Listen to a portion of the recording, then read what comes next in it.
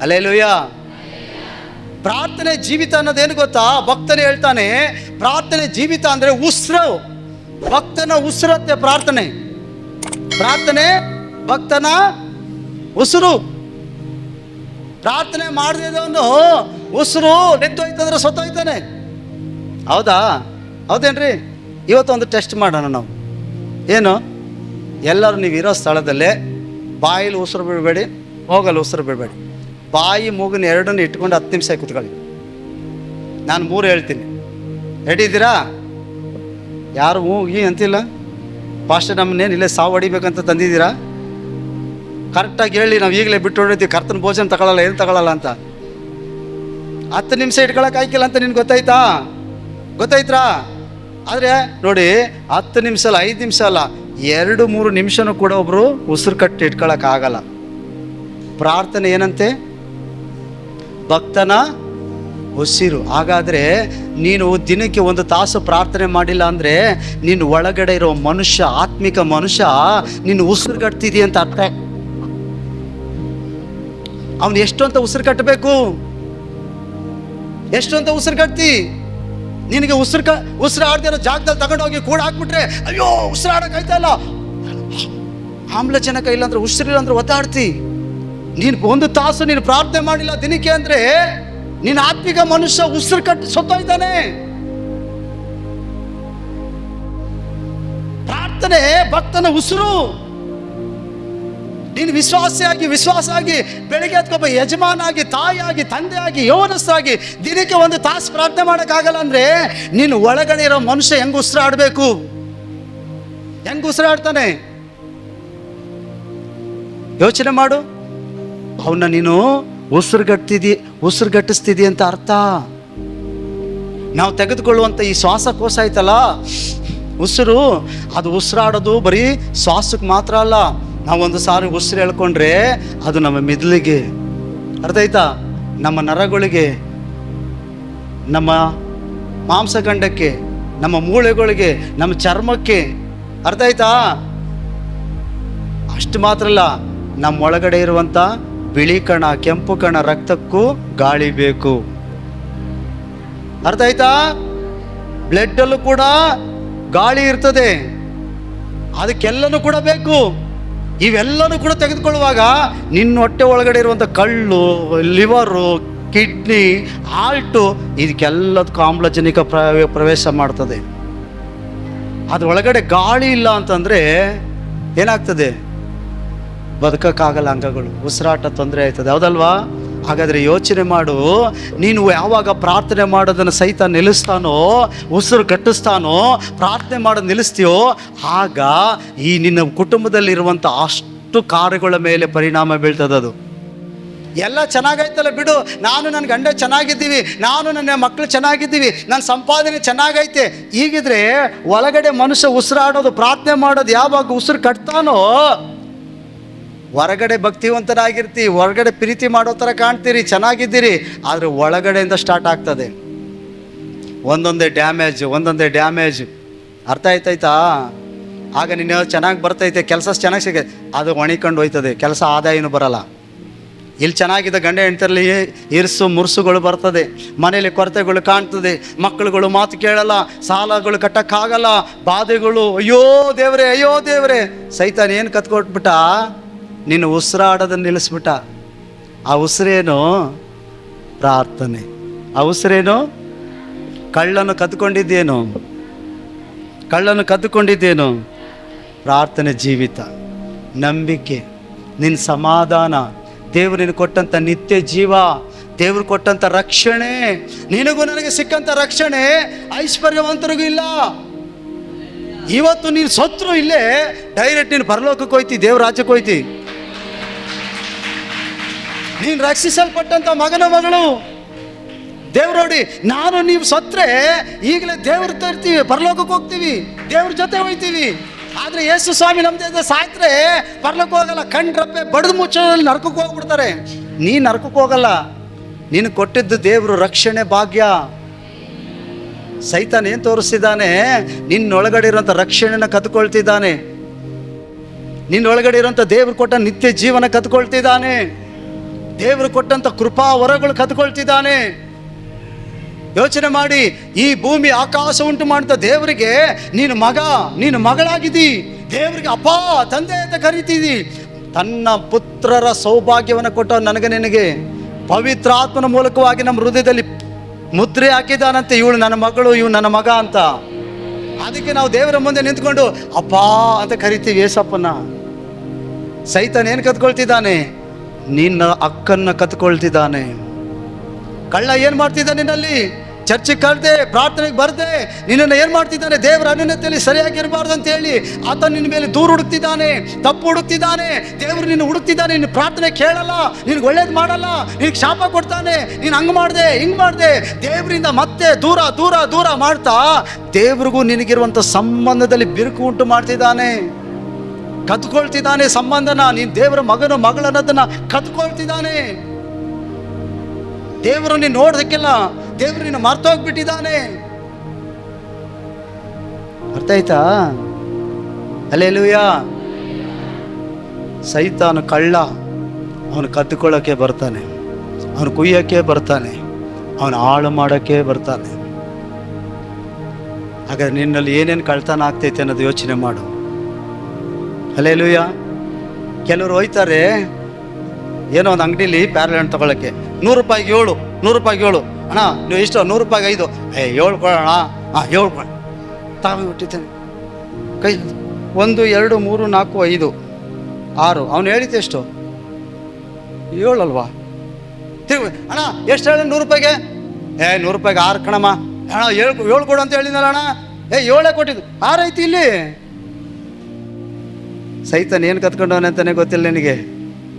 ಇವತ್ತು ಎಷ್ಟೋ ಜನ ಹೇಳ್ತಿದ್ರು ಇದೈತೆ ಐತೆ ಇದು. ಅರ್ಥ ಆಯ್ತಾಯ್ತಾ? ಹಲ್ಲೆಲೂಯಾ. ದೇವರ ಮಕ್ಕಳೇ, ಕಳ್ಳ ನಿಮ್ಮಲ್ಲಿ ಕದ್ದುಕೊಳ್ಳೋಕೆ ಬರ್ತಿದ್ದಾನೆ. ಕಳ್ಳ ತೋರಿಸೋದೇನು? ನೀನು ಅನುಭವಿಸ್ತಿರೋಂಥ ವೇದನೆನೇ, ಸಮಸ್ಯೆಗಳೇ ತೋರಿಸಿ ನಂಬಿಕೆ ಕದ್ಕೊಳ್ತಾನೆ. ಹಲ್ಲೆಲೂಯಾ. ಪ್ರಾರ್ಥನೆ ಜೀವಿತನ ಕದ್ಕೊಳ್ತಾನೆ, ಸಮಾಧಾನ ಕದ್ಕೊಳ್ತಾನೆ, ದೇವರಿನ ಕೊಟ್ಟ ರಕ್ಷಣೆ ಕದ್ಕೊಳ್ತಾನೆ. ನೀನು ಕೊಟ್ಟಂಥ ಜೀವ ಪುಸ್ತಕದಲ್ಲಿ ಹೆಸರಿಂದ ಅಳಿಸೋಗೋದಕ್ಕೆ, ತಪ್ಪಾದ ಮಾರ್ಗದಲ್ಲಿ ಹೋಗೋದಕ್ಕೆ ನೀನು ಕದ್ಕೊಳ್ತಾನೆ.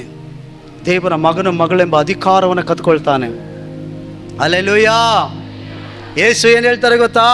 ಕೆಲವರಿಗೆ ತಪ್ಪು ಕಲ್ಪನೆ. ಸೈತಾನ್ ನಂಬಿಕೆ ಕತ್ಕೊಂಡ್ಬಿಟ್ಟ, ಸಮಾಧಾನ ಕತ್ಕೊಂಡ್ಬಿಟ್ಟ.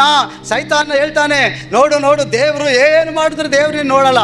ಅವನು ನಿನ್ನ ಮೇಲೆ ಕೋಪ ಉಳ್ಳವನಾಗಿದ್ದಾನೆ, ನಿನ್ನನ್ನು ಆಶೀರ್ವಾದ ಮಾಡಲ್ಲ. ನೀನು ದರಿದ್ರದಲ್ಲೇ, ನೀನಂತೂ ಉದ್ಧಾರ ಆಗಲ್ಲ, ನಿನ್ನ ಮಕ್ಕಳುಗಳಂತೂ ಏಳಿಗೆ ಆಗಲ್ಲ, ನೀನಂತೂ ಹಂಗೆ ಹೋಗ್ಬಿಡ್ತಿ, ಹಿಂಗೆ ಹೋಗ್ಬಿಡ್ತಿ. ಇಷ್ಟು ವರ್ಷ ಆಯ್ತು ಏ ಸ್ವಾಮಿ ನಂಬಿ, ಏನಾರ ಮಾಡಿದ್ನಾ? ಯಾರು ಹೇಳೋದು? ನಂಬಿಕೆ ಕತ್ಬಿಟ್ಟ, ಪ್ರಾರ್ಥನೆ ಜೀವಿತ ಕತ್ಬಿಟ್ಟ. ಹೀಗೆ ದೇವರ ಮೇಲೆ ತಪ್ಪು ಹೊರಿಸ್ತಿದ್ದಾನೆ. ನೀನು ದೇವರಿಂದನೂ ದೂರ ಆಗಬೇಕು ಅಂತ. ಹಲ್ಲೆಲೂಯಾ. ನಾವೇನು ಮಾಡ್ತೀವಿ? ನಂಬಿಕೆ ಎಲ್ಲ ಕತ್ಕೊಬಿಟ್ಟಿರ್ತಾರಲ್ಲ, ಹೌದಲ್ವಾ ಏಸಪ್ಪ ಇಷ್ಟೊಂದೆಲ್ಲ ಮಾಡಿದ್ರು ಯಾಕೆ ನನ್ನ ಪ್ರಾರ್ಥನೆ ಕೇಳ್ತಾ ಇಲ್ಲ? ದೇವ್ರು ನಮ್ಮನ್ನ ಈ ರೀತಿಯಾಗಿ ಕೈ ಬಿಟ್ಬಿಟ್ಟ. ದೇವ್ರು ನಿನ್ನ ನಡಂತರದಲ್ಲಿ ಕೈ ಬಿಡಕ್ಕೆ ಕರೆದಿಲ್ಲ. ಹಲ್ಲೆಲೂಯಾ. ದೇವ್ರು ನಿನಗೆ ರೋಗ ಕೊಟ್ಟಿಲ್ಲ, ದೇವ್ರು ನಿನಗೆ ಕಷ್ಟ ಕೊಟ್ಟಿಲ್ಲ, ದೇವ್ರು ನಿನಗೆ ಸಾಲಕ್ಕೆ ತಳ್ಳಿಲ್ಲ, ದೇವ್ರು ನಿನ್ನ ಮಕ್ಕಳ ಜೀವಿತನ ಹಾಳು ಮಾಡಿಲ್ಲ, ದೇವ್ರು ನಿನ್ನ ನಡ ಸಮುದ್ರದಲ್ಲಿ ಕೈ ಬಿಡಕ್ಕಾಗಿ ಕರೆದಿಲ್ಲ. ಯಾಕೆ ಗೊತ್ತಾ? ಅಲ್ಲಿ ಕೆಳಗಡೆ ವಚನ ಹೇಳ್ತದೆ ನೋಡ್ರಿ. ನಾನಾದರೂ ಅವುಗಳಿಗೆ ಜೀವವೂ ಇರಬೇಕೆಂತಲೂ ಅವು ಸಮೃದ್ಧಿಯಾಗಿರ್ಬೇಕಂತ ಬಂದಿದ್ದೀನಿ. ಹಲ್ಲೆಲೂಯಾ.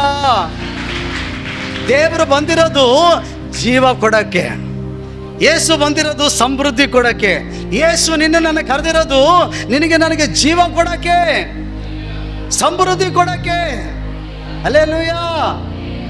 ಜೀವ ಎಲ್ಲಿರ್ತದೋ ಅಲ್ಲಿ ಸಮೃದ್ಧಿ ಇರ್ತದೆ. ಪಕ್ಕದಲ್ಲಿ ಕೈ ಕೊಟ್ಟು ಹೇಳಿ, ಜೀವ ಎಲ್ಲಿರ್ತದೋ ಅಲ್ಲಿ ಸಮೃದ್ಧಿ ಇರ್ತದೆ. ಜೀವ ಎಲ್ಲಿರ್ತದೋ ಅಲ್ಲಿ ಸಮೃದ್ಧಿ ಇರ್ತದೆ. ಜೀವ ಎಲ್ಲಿರ್ತದೋ ಹೇಳ್ರಿ ಅಲ್ಲಿ ಸಮೃದ್ಧಿ ಇರ್ತದೆ. ಹೆಂಗಿರ್ತದೆ ಅಂತ ಹೇಳ? ಹಲ್ಲೆಲೂಯಾ.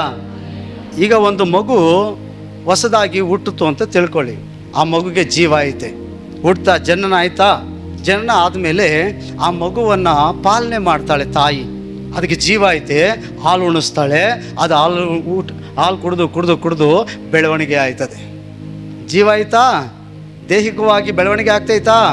ಅದು ಮಿದ್ಲು, ತಲೆ, ಕಾಲು, ಕೈ, ಅಂಗಗಳೆಲ್ಲ ಬೆಳವಣಿಗೆ ಆಗ್ತೈತೆ, ಹೌದಲ್ವಾ?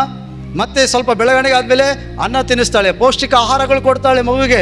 ಅದು ಉಂಡು ಉಂಡು ಉಂಡು ಬೆಳಿತಾನೆ ಐತೆ, ಬೆಳಿತಾನೆ ಐತೆ, ಬೆಳಿತಾನೆ ಐತೆ, ಸಮೃದ್ಧಿಯಾಗಿ ಬೆಳಿತಾನೆ. ದೊಡ್ಡವನಾದ ಈಗ ಏನಾಯ್ತು ಅವನಿಗೆ ಬೆಳೆಯೋಕ್ಕೆ?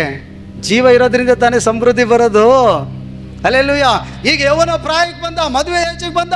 ಈಗ ಅವನಿಗೆ ಮದುವೆ ಮಾಡಿದ್ರು. ಮದುವೆ ಮಾಡಿದ್ಮೇಲೆ ಏನಾಯ್ತು? ಇಬ್ಬರು ಹೋಗಿ 1 ವರ್ಷ ಆದಮೇಲೆ 3 ಜನ ಆದರು, ಮಕ್ಕಳು ಹುಟ್ಟಿದ್ರು, ಇನ್ನೊಂದು 2 ಮಕ್ಕಳು ಹುಟ್ಟಿದ್ರು. ಈಗ ಅವ್ರದ್ದೇ ಆದ ಒಂದು ಸಂಸಾರ ಬಂತು, ಒಂದು ಪರಿವಾರ ಬಂತು, ಒಂದು ಸಮಾಜದಲ್ಲಿ ಗುರುತಿಸ್ಕೊಂಡ್ರು, ದೊಡ್ಡ ಕುಟುಂಬ ನಾವು ಅಂತ. ನಾನೇನು ಹೇಳ್ತಿದ್ದೀನಿ ಅರ್ಥ ಇದೀತಾ? ಜೀವ ಎಲ್ಲಿರ್ತದೋ ಅಲ್ಲಿ ಸಮೃದ್ಧಿ ಇರ್ತದೆ. ಒಬ್ಬ ವ್ಯಕ್ತಿ ಹುಟ್ಟಿದಾಗ ಅವನಿಗೆ ಜೀವ ಐತೆ, ಅವನು ಬೆಳೀತಾನೆ, ಅಭಿವೃದ್ಧಿ ಆಗ್ತಾನೆ, ಬೆಳೀತಾನೆ, ಅವ್ರು ಅಭಿವೃದ್ಧಿ ಆಗ್ತಾನೆ, ಬೆಳೀತಾನೆ, ಕಾಲೇಜ್ ಸೇರ್ತಾನೆ, ಓದ್ತಾನೆ, ಕೆಲಸ ಮಾಡ್ತಾನೆ, ಮದುವೆ ಮಾಡ್ತೀವಿ, ಮಕ್ಕಳಾಗ್ತದೆ, ಅವನು ಅಭಿವೃದ್ಧಿ ಆಗ್ತಾ ಆಗ್ತಾ ಆಗ್ತಾ ಹೋಗ್ತದೆ. ಯಾಕಂದರೆ ಅವನು ಬದುಕಿರೋದ್ರಿಂದ. ಸತ್ತೋಗಿರೋ ವ್ಯಕ್ತಿ ಮುಂದೆ ಹೋಗ್ಬಿಟ್ಟು ಒಂದು ಸುಂದರವಾಗಿರೋ ಹುಡುಗಿ ಕರ್ಕೊಂಬಂದಿನಪ್ಪ, ಎದ್ದು ಮದುವೆ ಆಗುವಂತಂದ್ರೆ ಬದುಕ್ತಾನ? ಜೀವ ಇಲ್ದಿರೋಂಥ ಒಂದು ಹೆಣದ ಮುಂದೆ ಏನೈತೆ? ನಿನಗೆ ಏನು ಚಿನ್ನದ ಪದಕ ಕೊಟ್ಟವರಪ್ಪ ತಗೋ ಅಂತಂದ್ರೆ ಎದ್ದೇಳ್ತಾನ? ಭಾರತ ರತ್ನ ಪ್ರಶಸ್ತಿ ಕೊಡ್ತಾರೆ, ಎದ್ದೇಳು ಅಂದರೆ ಎದ್ದೇಳ್ತಾನ? ಜೀವ ಇಲ್ಲ ಅಂದರೆ ಸಮೃದ್ಧಿ ಇಲ್ಲ. ಸತ್ತು ಅಂತ ಏನೇ ಕೊಟ್ಟರು ಅವನು ಅಭಿವೃದ್ಧಿ ಆಗಕ್ಕಾಗಲ್ಲ. ಆದರೆ ಯೇಸು ಹೇಳ್ತಿದ್ದಾನೆ, ನಾನು ಜೀವವು ಸಮೃದ್ಧಿಯನ್ನು ಕೊಡಕ್ಕೆ ಬಂದಿದ್ದೀನಿ ಅಂತ ಹೇಳ್ತಾನೆ. ಹಲ್ಲೆಲೂಯಾ. ಹಾಗಾದರೆ ಸೈತಾನ ನಿನ್ನೇನು ಸಾಯಿಸ್ತಿದ್ದಾನೆ? ಜೀವವನ್ನು ಸಾಯಿಸ್ತಿದ್ದಾನೆ. ನಿನಗೆ ಏನು ಕಳ್ತನ ಮಾಡ್ತಿದ್ದಾನೆ? ಜೀವವನ್ನು. ಪ್ರಾರ್ಥನೆ ಕತ್ಕೊಂಡ ಅಭಿವೃದ್ಧಿ ನಿಂತೋಯ್ತು. ಅರ್ಥ ಆಯ್ತಾ? ಪ್ರಾರ್ಥನೆ ಮಾಡೋಕ್ಕೆ ಪ್ರಾರಂಭ ಮಾಡಿದೆ ನಾನು. ಪ್ರಾರ್ಥನೆ ಅನ್ನೋದು ಜೀವ. ನಾನು ಪ್ರಾರ್ಥಿಸ್ತೆ ಪ್ರಾರ್ಥಿಸ್ತೆ ಪ್ರಾರ್ಥಿಸ್ತೆ, ಈಗ ಅಭಿವೃದ್ಧಿ ಕಾಣ್ತಾ ಇದ್ದೀನಿ, ಅಭಿವೃದ್ಧಿ ಕಾಣ್ತಾ ಇದ್ದೀನಿ, ಅಭಿವೃದ್ಧಿ ಕಾಣ್ತಾ ಇದ್ದೀನಿ. ಅರ್ಥ ಆಯ್ತಾ? ಈಗ ಪ್ರಾರ್ಥನೆ ಅನ್ನೋದು ಜೀವ, ಅಂದರೆ ಉಸಿರು, ಆತ್ಮಿಕ ಉಸಿರು. ನಾನು ಪ್ರಾರ್ಥನೆ ಮಾಡ್ತಾ ಇದ್ದೀನಿ, ಪ್ರಾರ್ಥನೆ ಮಾಡ್ತೀನಿ, ಪ್ರಾರ್ಥನೆ ಮಾಡ್ತೀನಿ. ಪ್ರಾರ್ಥನೆ ಏನು ಮಾಡ್ತಾ ಇದ್ದೆ? ನನ್ನ ವ್ಯವಹಾರಗಳು, ನನ್ನ ಕುಟುಂಬಗಳು, ನನ್ನ ಮಕ್ಕಳುಗಳನ್ನು, ನನ್ನ ಸಂಪತ್ತನ್ನು ಅಭಿವೃದ್ಧಿ ಪಡಿಸ್ಕೊಂಡು ಹೋಗ್ತಿದ್ದಾನೆ ದೇವರು. ಅದಕ್ಕೆ ಯೇಸು ಹೇಳ್ತಾನೆ, ನಾನು ಜೀವವು ಸಮೃದ್ಧಿಯನ್ನು ಕೊಡೋಕ್ಕೆ ಬಂದಿದ್ದೀನಿ. ಜೀವ ಯಾರಲ್ಲಿರ್ತಾರೋ, ಪ್ರಾರ್ಥನೆ ಯಾರು ಮಾಡ್ತಾರೋ ಅವರು ಅಭಿವೃದ್ಧಿ ಕಾಣ್ತಾರೆ. ವಾಕ್ಯನ ಓದಿ ಯಾರು ಅರ್ಥ ಮಾಡ್ಕೊಳ್ತಾರೋ ಅವ್ರು ಅಭಿವೃದ್ಧಿ ಆಗ್ತಾರೆ. ಆತ್ಮನಲ್ಲಿ ಯಾರು ನಡೀತಾರೋ ಅವ್ರು ಅಭಿವೃದ್ಧಿ ಆಗ್ತಾರೆ. ಅರ್ಥ ಆಯ್ತಾಯ್ತಾ? ಜೀವ ಎಲ್ಲಿರ್ತದೋ ಅಲ್ಲಿ ಅಭಿವೃದ್ಧಿ. ಅದಕ್ಕೆ ಯೇಸು ಹೇಳ್ತಾನೆ, ನಾನು ಜೀವವು ಸಮೃದ್ಧಿಯನ್ನು ಕೊಡೋಕ್ಕೆ ಬಂದಿದ್ದೀನಿ. ಮರಣ ಕೊಡೋಕ್ಕೆ ಬಂದಿಲ್ಲ, ಸಾಲ ಕೊಡೋಕ್ಕೆ ಬಂದಿಲ್ಲ, ಅರ್ಧ ದಾರಿಲಿ ಕೈ ಬಿಡೋಕ್ಕೆ ಬಂದಿಲ್ಲ. ನಾನು ನಿನಗೆ ಜೀವವು ಸಮೃದ್ಧಿ ಕೊಡೋಕ್ಕೆ ಬಂದೀನಿ. ಹಾಗಾದ್ರೆ ನಾವೇನು ಮಾಡಬೇಕು? ನಂಬಿಕೆ ಕಳ್ಕೊಂಡಿದ್ದಾನೆ ಕಟ್ಕೋಬೇಕು. ನಾವು ಅಭಿವೃದ್ಧಿ ಆಗಕ್ಕಾಗಿ ದೇವರು ನನ್ನ ಕರೆದಿದ್ದಾನೆ. ನಾನು ಆಶೀರ್ವಾದ ಹೊಂದ್ಕೋಬೇಕು, ನಾನು ಆರೋಗ್ಯವಾಗಿರಬೇಕು, ನನ್ನ ಕುಟುಂಬಗಳನ್ನು ಅಭಿವೃದ್ಧಿ ಆಗಬೇಕು. ಇದು ದೇವರ ಚಿತ್ತ. ಅದಕ್ಕೆ ನಾವೇನು ಮಾಡಬೇಕು? ನಂಬಿಕೆಯನ್ನು ಸರಿಪಡಿಸ್ಕೋಬೇಕು. ಸೈತಾನ ಕತ್ಕೊಂಡ ನಂಬಿಕೆಯನ್ನು ವಾಪಸ್ ಕಿತ್ಕೋಬೇಕು. ಹಲ್ಲೆಲೂಯಾ. ಅರ್ಥ ಆಯ್ತಾ? ಅದಕ್ಕೆ ರೋಮ ಪತ್ರಿಕೆ 15 ಹೇಳ್ತದೆ, ದೇವರ ವಾಕ್ಯ ಕೇಳೋದ್ರಿಂದ ನಂಬಿಕೆ ಬರ್ತದಂತೆ. ದೇವ್ರ ಬಗ್ಗೆ ಆಲೋಚನೆ ಮಾಡಬೇಕು, ಪ್ರಾರ್ಥನೆ ಮಾಡಬೇಕು. ದೇವರು ಮಾಡಿದ ಉಪಕಾರಗಳು ನೆನೆಸ್ಕೊಳ್ಳುವಾಗ ನಂಬಿಕೆ ಬರ್ತದೆ. ಹಲ್ಲೆಲೂಯಾ. ವಾಕ್ಯನ ಓದಬೇಕು, ಧ್ಯಾನಿಸ್ಬೇಕು, ಕೇಳಿದ್ದನ್ನು ನೆನಪಲ್ಲಿ ಇಟ್ಕೊಳ್ಬೇಕು, ಅದ್ರ ಪ್ರಕಾರ ನಡಿಬೇಕು. ಆಗ ಜೀವ ಸಮೃದ್ಧಿ ಎರಡೂ ಬೆಳೆಯುತ್ತದೆ. ಯೇಸು ಹೇಳ್ತಾನೆ, ನಾನು ಜೀವವು ಸಮೃದ್ಧಿಯಾಗಿ ಇರಿಸಕ್ಕೆ ನಿನಗೆ ಬಂದಿದ್ದೀನಿ ಅಂತ.